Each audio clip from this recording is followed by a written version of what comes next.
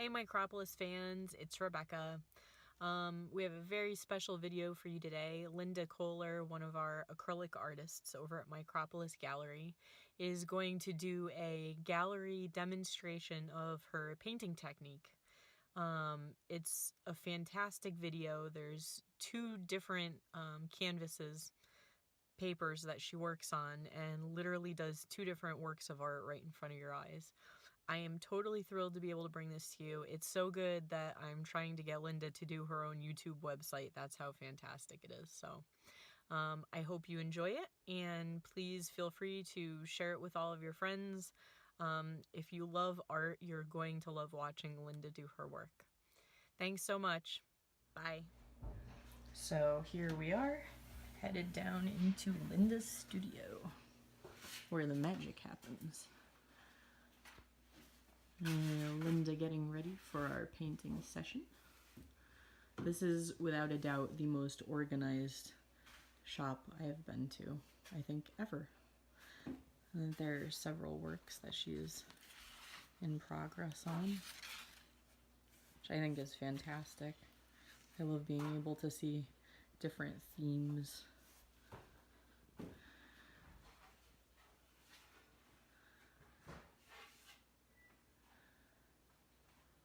And then as we come around the desk, you can see more of the works that are up on the wall as well.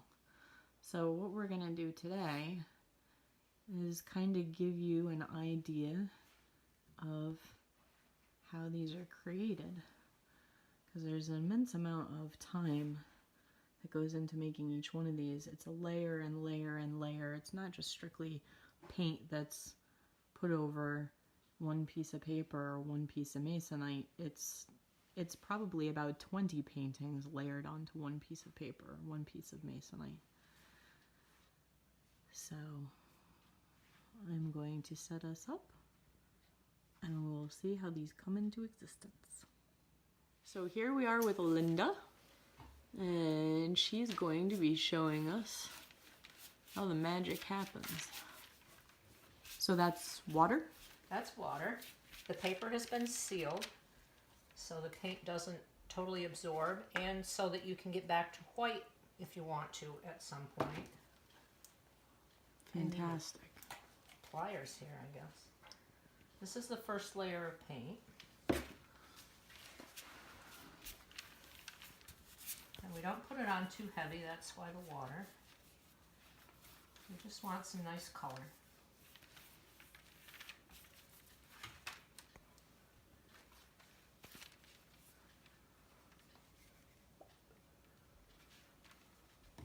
And I know we were talking earlier, but these are all acrylics.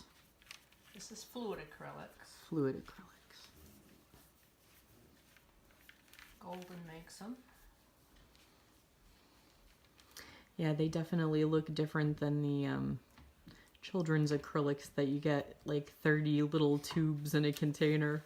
My parents used to get me those. I'm just going to let this run around a little bit and do its own thing. Mm-hmm.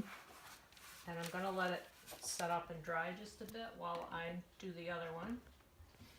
On this piece I have some texturizing material. There's tissue paper, and this is a fabric that you wet and you just kind of pull around and let it do whatever. And this is collage paper here. So you've got a couple different materials Different there. materials just to throw some texture underneath it. Now this was also, sealed before you put those on? Right. And I use the same sealer to attach the different texturizing pieces.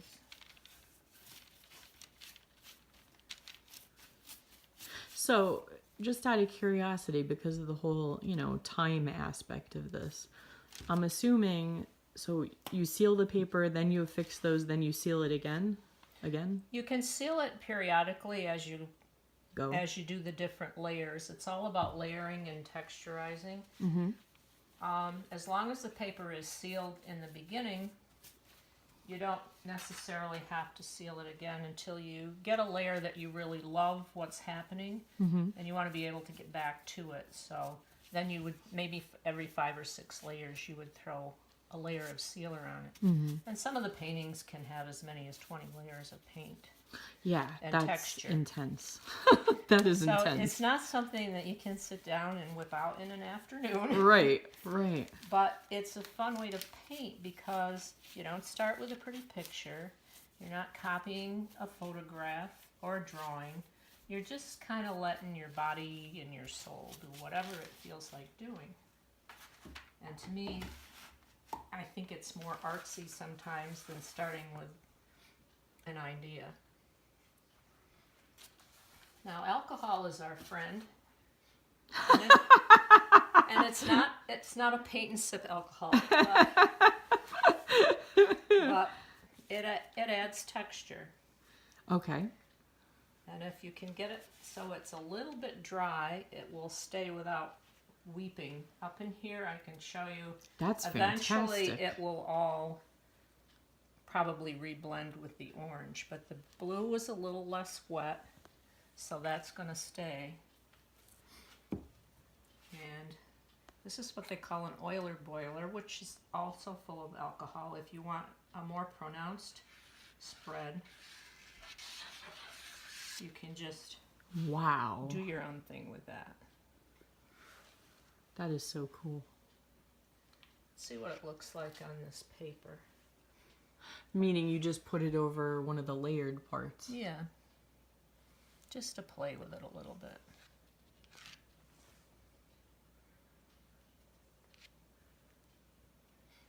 Oh, that is so cool. Now, Aha. toilet paper is also your friend.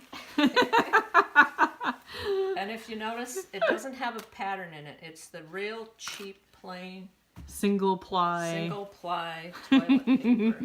And it does wonderful things with paint.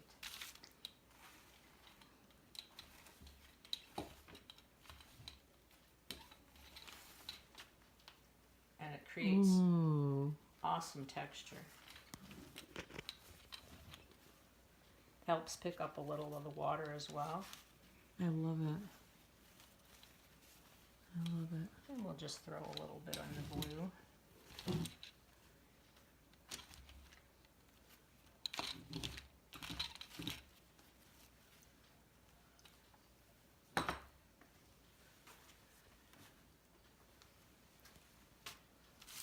These I usually stamp with, but sometimes you can get them to pick up paint as well. This is just bubble wrap. Cool.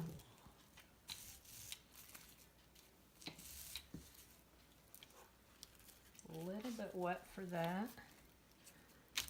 This is probably, I don't know. My favorite. Not more The absorbent. chocolate box paper. I was thinking it would be more absorbent, but I sealed it so I could reuse it, so I'm not sure it will pick up anything. This is a little bit wet. Yeah, it's a little bit too wet for that one. But this cardboard might suck up something. And this is just from a light bulb package. It's just corrugated cardboard. Oh, that's cool.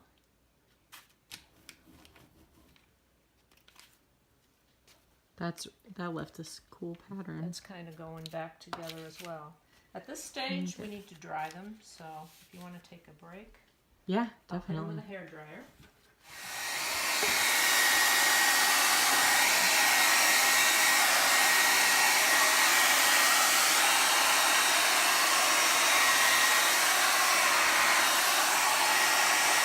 You can kind of see it blowing the paint around.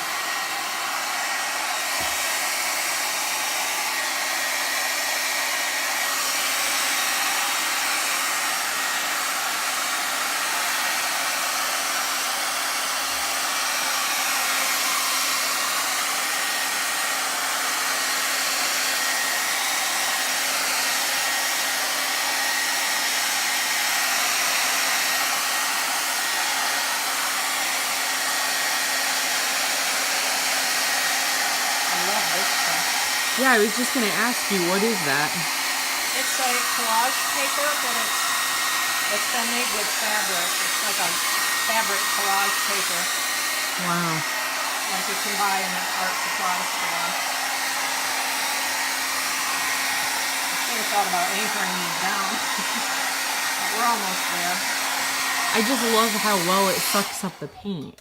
Like it makes it so, this particular stuff. Yeah. It makes it so vivid.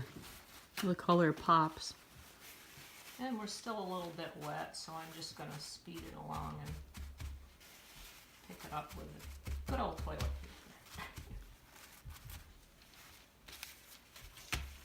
And I think we're pretty good.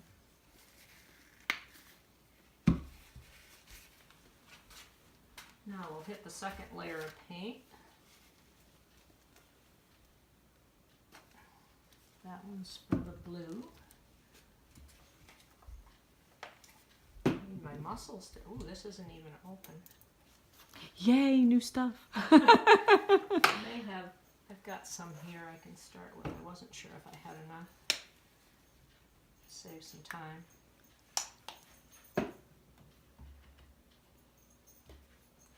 I'm amazed at how big the brushes you use. To begin with, yeah. You don't want to get a lot of brush strokes and stuff, so the bigger, I don't know if I want to coat this or if I want to stamp it. Maybe I'll do both.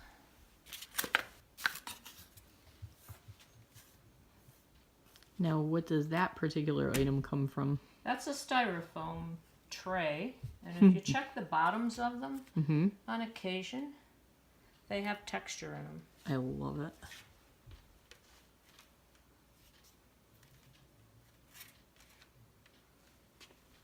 And depending on how much paint you have on them.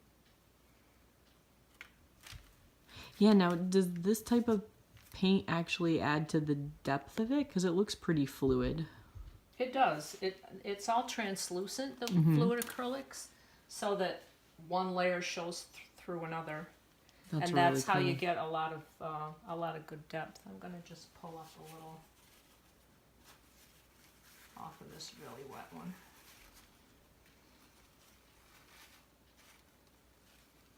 Put a little texture in the middle instead of all that blob.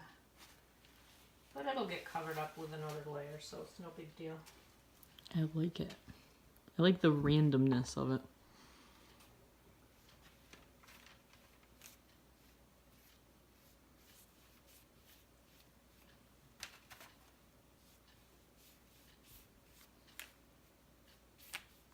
So, I'm assuming this is like a type of technique that you've just come to over years and years of practicing. No, actually, I did years and years of the water media workshops with Karen Rosasco, who teaches it. And she was my watercolor teacher years ago. And she moved on into these more abstract way of working, even though the finished product doesn't have to be abstract. I love how you just strategically danced around those such enough that you still see the pattern in it, but it blends with it. That's fantastic. I didn't want to obscure it totally. I just wanted to... Yeah. And you don't really know what this is going to be, so you don't have to think about what you're doing. You just kind of, whatever appeals to you at the moment. And if you get a little bit of dry brush in it, you can just keep spraying it with water, and that takes out those brush strokes. And I'm assuming the reason the paper is not falling apart is because it's watercolor paper and you sealed it to begin with. Right. Got it. And we'll do a little more alcohol here, see if...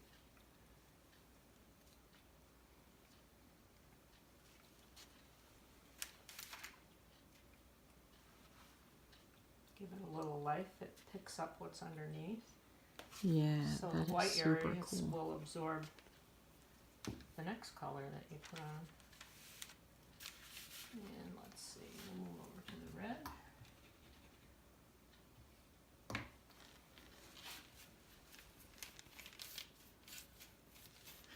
You know, the funniest thing is, when I think about the way you're talking about the alcohol opening up the white spots for additional paint, It's almost similar to batik, where you're doing wax on areas you don't want the dye to catch, Yeah, and like then it's like a resist. yeah, Resist.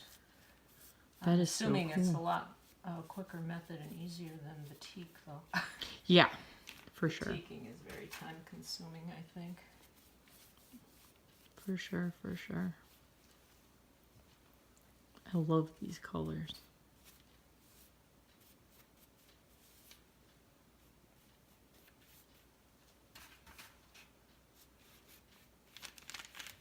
It's so interesting that you're doing these both at the same time and they have such totally different vibes and moods about them.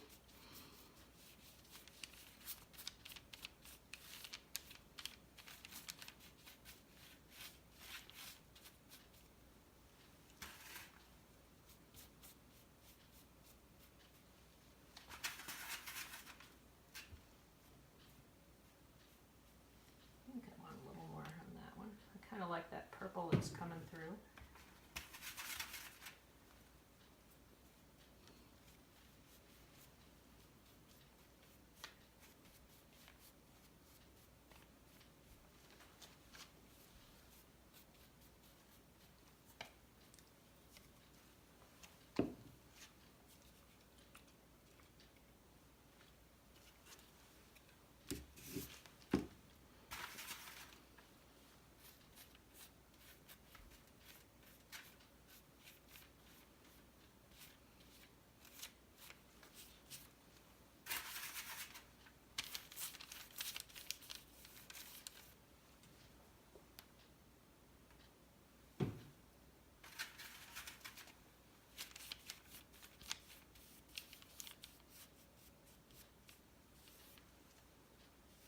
Kind of neat how that has turned those beige pieces of paper a nice warm gray, isn't it?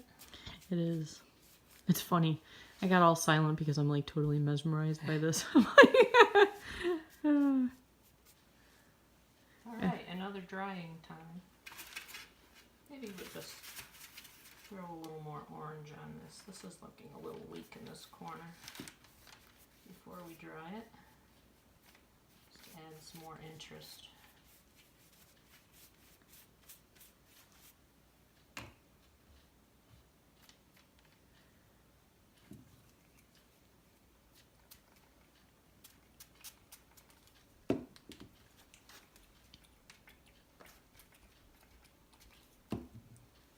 That is really cool. Don't want to stop now.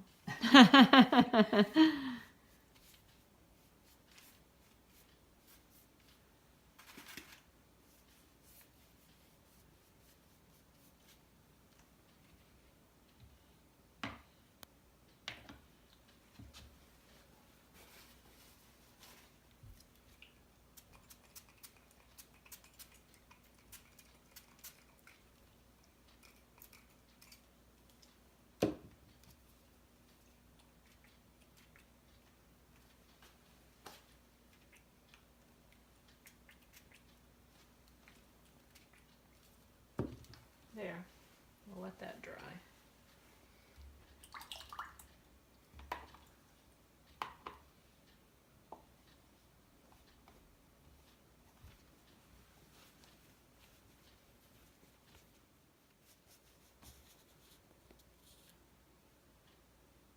Oh, the yellow? Yeah.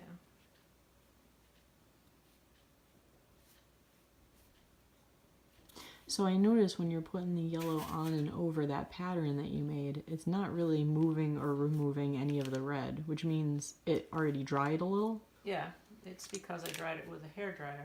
And it made it that was So that pretty fast. makes it yep, stationary. Put you back in there.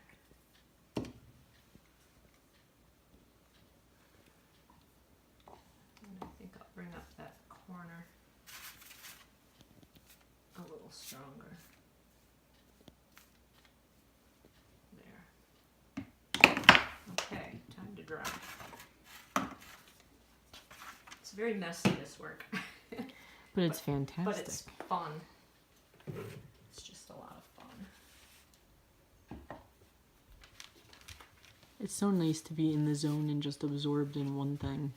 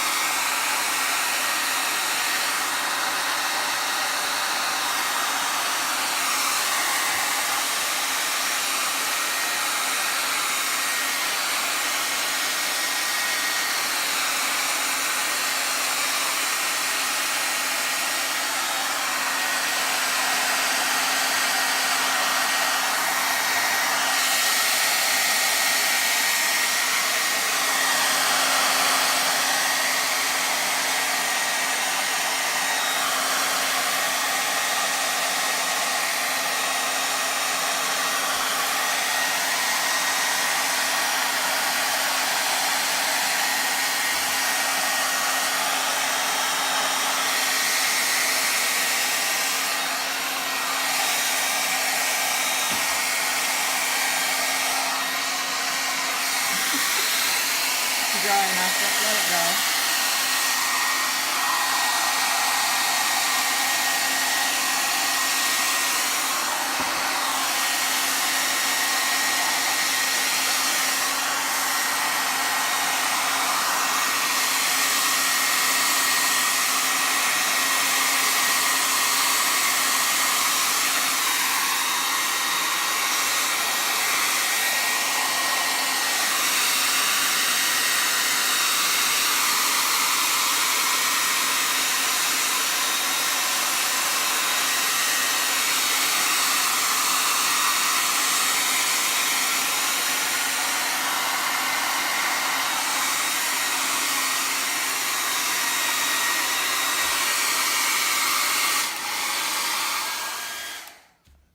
I'm loving them though.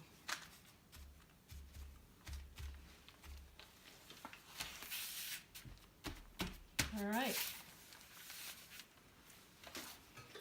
I think we'll do some stamping on layer 3 so that you can see what that does before we put the whole coat on. Oh, one of those intermittent ones you were talking about, intermittent coats of sealer? No, just another coat of paint. Just another coat of paint. Generally start with three colors, not necessarily primary colors, but 3 colors that just happen to float your boat at the time, I guess. Yeah. And this one gets the yellow on top of it. This one I'm just going to put a whole coating of yellow and leave it. The other one I'm going to stamp. Ooh, this is separated on me.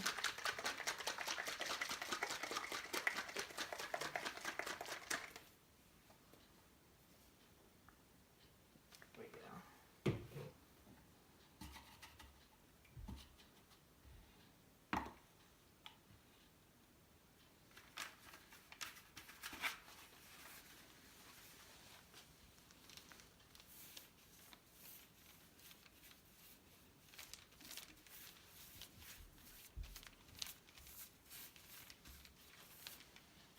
Now you can cover the whole sheet or you can fade it off, and I kind of like the purple and blue underneath it. So I'm gonna do that. I'm gonna fade it as I go down. Kind of like ombre.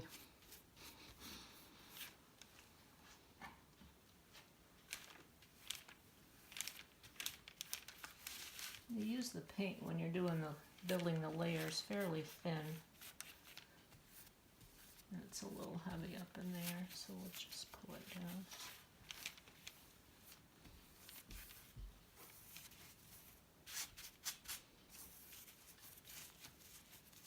I love how it's catching on that. That stuff is so much fun. That one that's in the gallery, I actually pulled individual threads out of and glued them in where I wanted them. I'm just going to leave that like that, right in that corner a little. Let that blue show through. Let's see what a little alcohol spray does up in the darker areas. Bring some of that blue back. That's seriously magical. See, the sip and paint classes don't know what they're missing. They just drink the alcohol.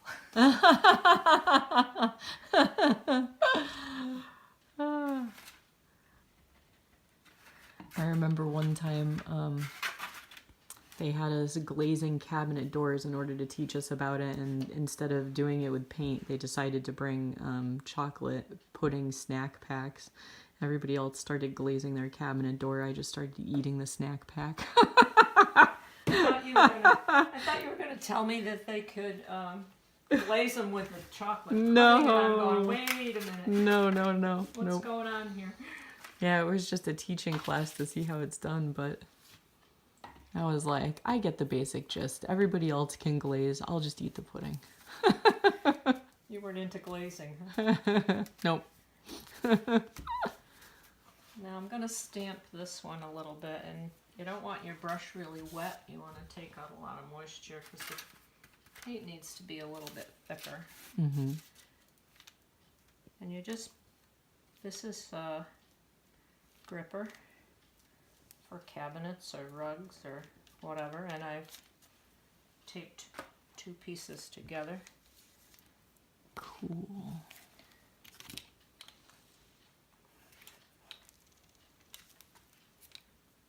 And it does something like that.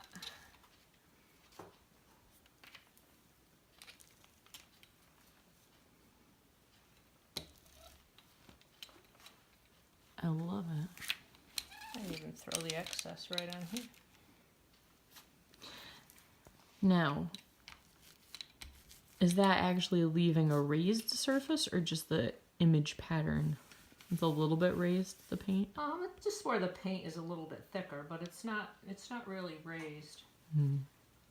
You can pull them out, like I said before, with the magic of toilet paper if they're a little too heavy and you don't like it. Mm-hmm.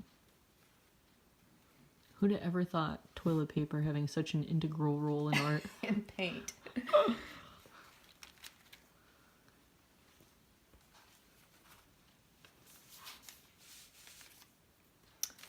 This is the same material,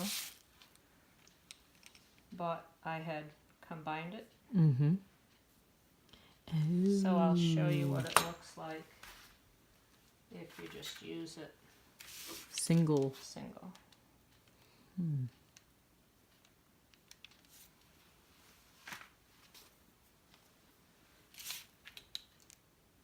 Don't know where I put it. There it is. I get it. I get it.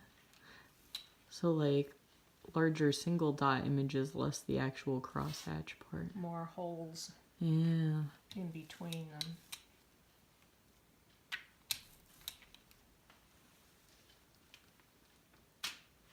That is really cool.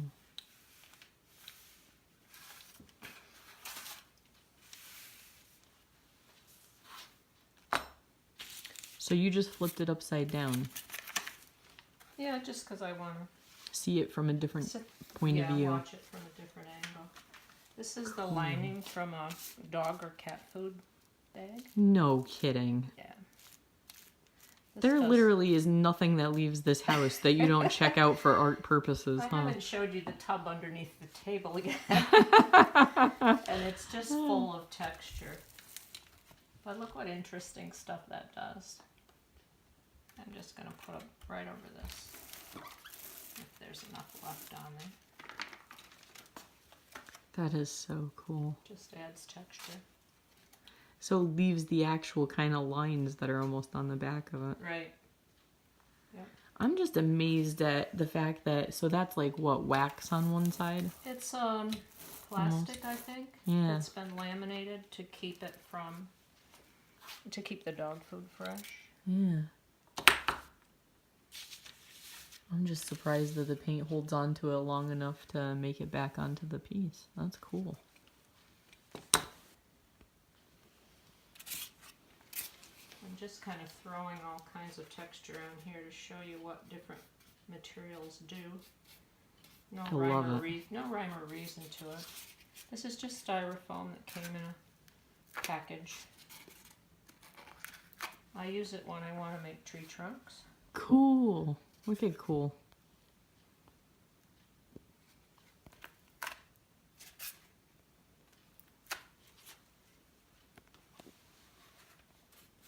I might throw a little of that in here. Get rid of that ugly yellow that I don't like in here. Artistic regrets? This will get another coat of paint before I'm happy with it. Probably this turquoise that I'm working in to pull it all together. Sometimes you need a layer to just calm it all down. Mm-hmm. What else do we want to see? This is another packing material. It's like a foam. Mm-hmm. Mm-hmm. I'm sure everybody has a piece of it somewhere in their house. Yeah, I think my photographs come wrapped in it. Don't throw it away. I won't. I'll save it now that I know. Because I actually have been. We need to get like a community bin over at the gallery. All right, that one is really cool. I like that one a lot. I like it. I like it. I think we've probably played around with these enough and shown you enough texture. Yeah, for sure. I love it. Let's see what this flat styrofoam does as opposed to that piece that was on the edge. Haven't used this one yet. Oh, that's cool. I like that. I do too. I like how even some of the little circle impressions today. Got a new favorite. And we've got it documented on film, no less. All right, time to dry these.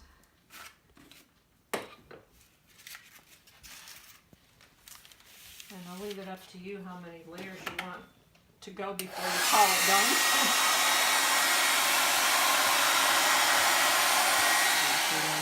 All right, we can keep going with the stamping and stuff, but you'll get to see how this will tend to pull it together, for lack of a better word. So you said we're doing one last thin layer over both of them to kind of... Right. Got it.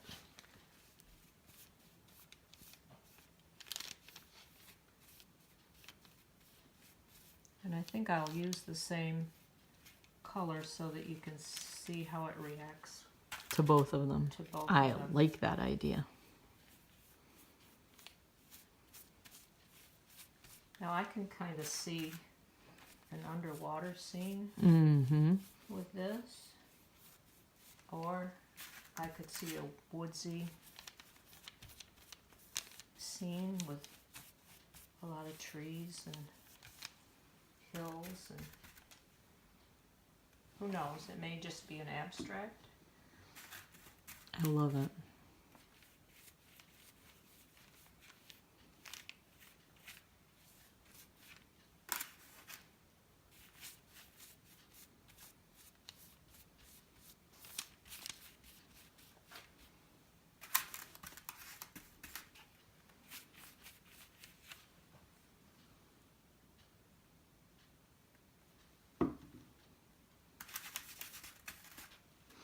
I can't help it that the collage paper that you told me about and just showed me, that just gives it this effect where all I could think about is something out of a Stephen King novel. I just can't help it.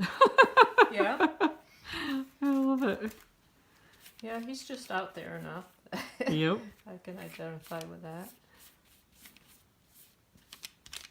But yeah, I see the underwater scene too. I tend to think nature, because that's where I started with watercolors, and that's what I love. And I find while abstracts are fun to do, and I'm always thrilled to do a good one because that's not my best side. I usually tend to put something realistic in almost everything I do because I think people connect to it better. I totally agree.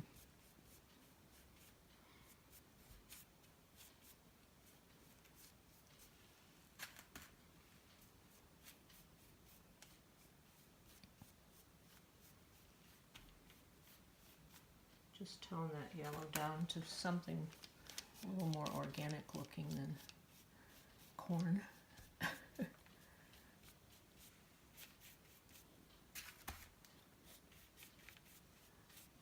I love that one pop of a rainbow that's kind of in the middle right there. Which one? All right in that center area. That little... Yeah. It's Well, the one still very clear rainbow area. We'll just leave that right there then. Reminds me of an opal. Like all the Yeah. rainbow colors in an Yeah. opal. It does. I love Alright. it.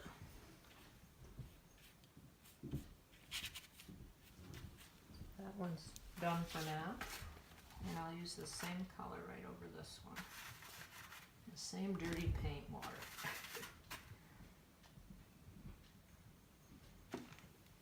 This is going to be interesting.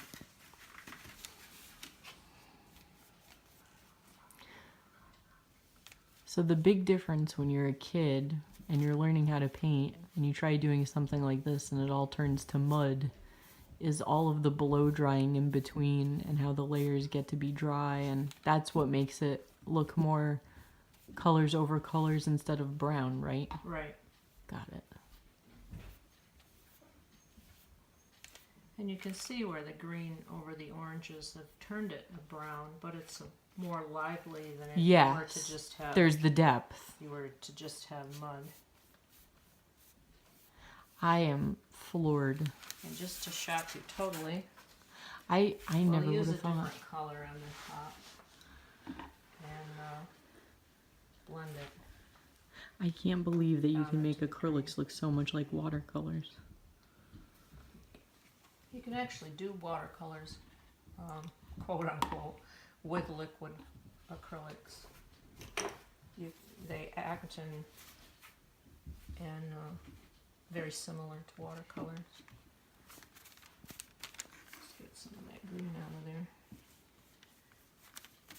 It is absolutely amazing the difference that putting that turquoise on it made. I am floored.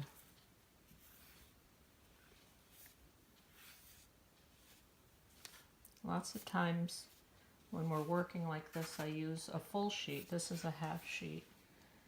And we throw a mat on them and break them down into smaller paintings. Mm-hmm.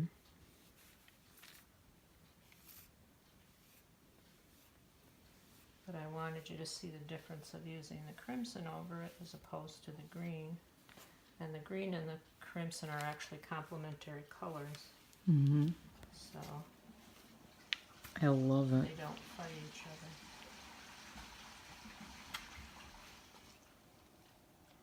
And at the same time, you still have your good old alcohol. If you decide it's a little more than you wanted, and you want to review or reclaim some, you just spray them again.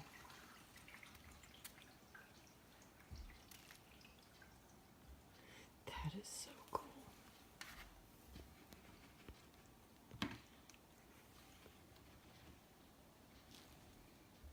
Oh, I can smell it. Oh yeah.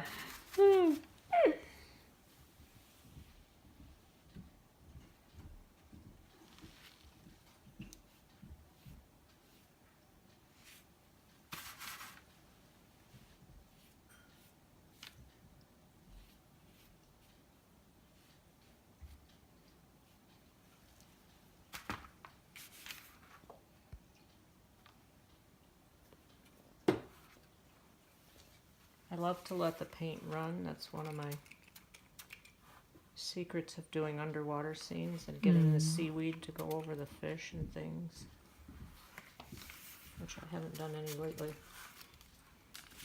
That is so cool. I have a couple in process, but not finished yet.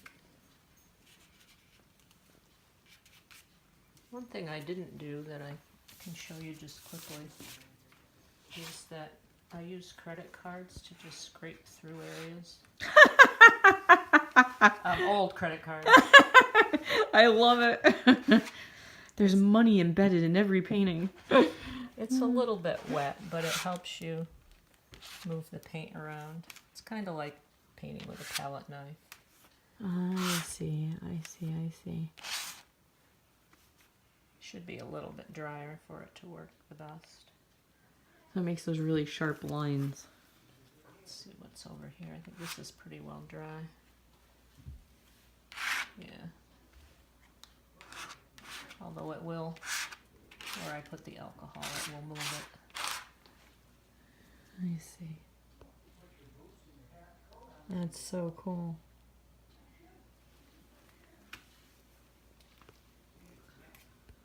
Oops, that's water.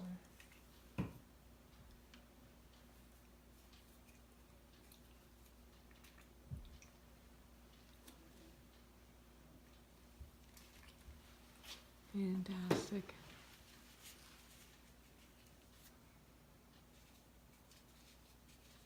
I love it. At this stage, when they're dry, you would break it down into shapes and find interesting shapes. This is one that I started the same way, but then I started breaking it up into shapes to have it an abstract. It's not the best example, but it kind of shows you where you can go from there. I love it. That is so cool. So this turquoisey area here is more of an opaque. Right. How did that happen? That's one of the fluid colors that is a little more opaque. It's an aqua, but I put a layer of gesso under it first. Got it, got it, got it. Just thin. Not enough to block out the orange behind it. Mm-hmm. But you can see where I've worked through the colors to get the colors underneath. Yeah, totally. That's awesome. So I haven't gotten into the gesso stage of it, but that's kind of where I would go next. Just to show you if I wanted to retrieve those white areas. No kidding. Yeah. So even if it's dry, you can erase it? Yes. What? Oh, that is so cool.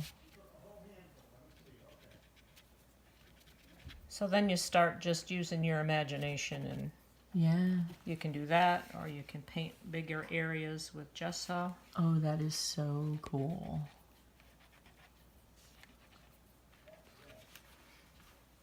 I would never have guessed in 50 million years. That is crazy cool. I love it. Wow. And sometimes we just take it at this stage. I'm going to let this run a little because I like to do that.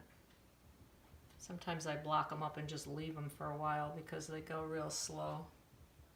Oh, hanging? Yeah. Yeah, or hang them on the clothesline.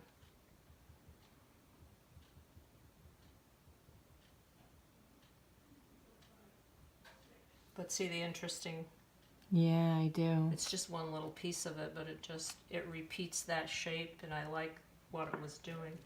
And if you get ones that are running just straight down like this guy up here that you don't like, you just hit them close with water, and you can disperse them. Oh, that's so cool. Of course, that added water to this. I love it. And if you don't like it, you just fade them out. It's like using an eraser, but not Yeah. really. Kinda. I love it. But I'll show you what you can do with these before you even start the gesso. You get out a few smaller mats. If I can find some that are decently clean enough. These are all old. Do you do your own mat cutting too, or? Yeah, I do my own framing and mat cutting and glass cutting occasionally when I can make it work. This one's pretty decent. That one's about the same size. But you can just start taking a piece of it and you can find Oh, that's awesome. interesting shapes, and so you might not even use all of what it is No. you've done. you just, but by starting too small, you're limiting yourself. And this is really cool, like right in here. I like that Mm-hmm. because it has a good flow. And maybe I would gesso out this area. There's a whole formula for shapes that you can resort to. Mm-hmm. High horizon, low horizon, Mm-hmm. not cross stitch, patchwork, Mm-hmm. cruciform. Mm-hmm. They're all standard composition elements that all artists use for any kind of painting. That's cool. So then you try to remember them and apply that to. Isn't that is that what that rule of thirds falls into too? Yeah, probably. Yeah, where you want your center of interest is in the golden mean. Yeah. That type of deal. You remember that from your college days. I do. But see, this also helps you eliminate the confusion and see if there's something in there that you want to develop just from that. I really like that idea because honestly, I'm looking at this entire big piece of paper and thinking, oh my gosh, I got to come up with a whole bunch of stuff to go in there. Yeah. But no. This is still wet down in here, but and it might need some more. Yeah, I like that area the best, Yeah, I think. this is kind of cool right in here. Yeah. I kind of like this shape of it too. Like that. And it's got some decent movement Yeah. that you could work with. Yeah. I could see a landscape there with a sunset type of a sky, but something really loose and abstract. You know what I'd love to see? The end result of these. We'll have to post the end result of these when you do Oh, the pressure. I gotta come up with something good. You have to finish them too. I love it. Finishing is not the easiest part, but it's like you set them around for a while and you just look at them and you end up something. I'll come down here someday, just like we did with the painting on the easel behind you. I've had that kicking around for a year, and all of the girls here, and it was starting to become a finished painting, and it just wasn't working. Yeah. And finally I said, well, I've got to throw a layer of gesso off and just calm it down, and it blends it all together, but I leave it thin enough so I can see what was underneath and see if I want to salvage anything from it. And when they saw it, I had it up last Friday, the whole painting, but I had just had that mat thrown on it.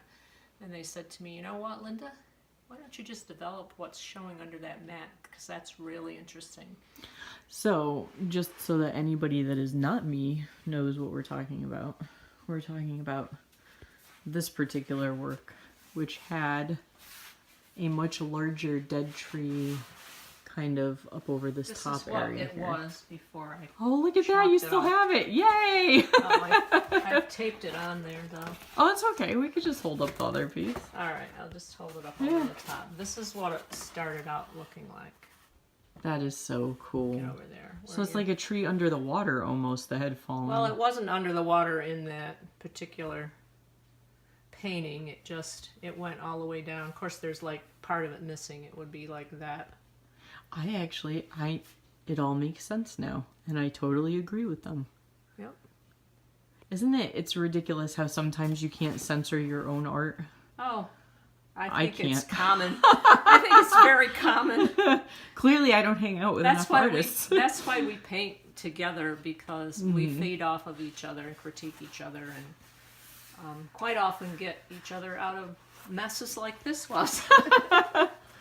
Can you explain one more time with this tree how you ended up doing the gesso and everything? How that colored part down at the bottom was basically what you just worked on this table, I think, right? Yeah, this whole thing started out looking like this, and you can see it up in the tree trunks, the coloring, and I covered the top half with the white gesso. And I let some of it run down in and took it off where I didn't want it. So I got this like overhanging bank deal, but flipped it upside down, kept most of the paint, the white paint up there.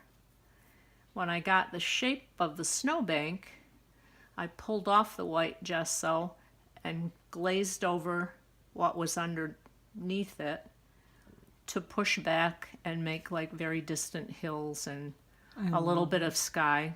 Lightened up that area for the sky. So when that was all dry, I put heavier gesso on to bring out the snow. And I had this texture underneath that I liked. So I hit that with like dry brush of gesso to pull that out. But where the trees were going to go, I just took alcohol and I swiped down through the whole thing to get the trunks in and went back to what was underneath. So the alcohol works on gesso too? Yes. Wow. That is so cool. And then I just pulled a little darker paint to kind of form a shadow, like it was shadow on the bank from whatever ambient light there was. There's not any real sun in the painting, but... I'm so in love with it. I really am. It's so cool. And you have others in the gallery that kind of have the same theme. Right. I have a lot of tree paintings because trees are what I love. Especially birch. Yeah. That's just a bigger one, but I could pull those out if you want to. These are all just prints left from what I've done in the past with that same method. I love it. That is so cool. So I had all this interesting stuff in color. Mm-hmm. So you could even take something like what we just did, and you could pull tree trunks out of that. That's fantastic. And leave maybe the orange one, red-orange one, leave it like a fall landscape in the back and just make suggestions of trees and stuff. I absolutely love it. It's fantastic. Oh, thank you so much. This has been so cool. I've sold all my tree paintings, but I think I thought I had...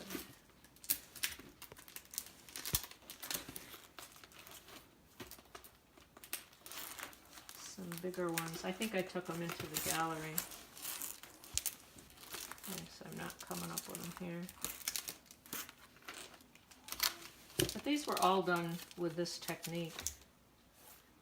There's one with the chickens, and there's that one you've probably seen in the gallery. Fantastic. Yeah. I think I took all the tree ones that I had in. They should be in there. Thank you so much. I love it. There's all kinds of crap in here.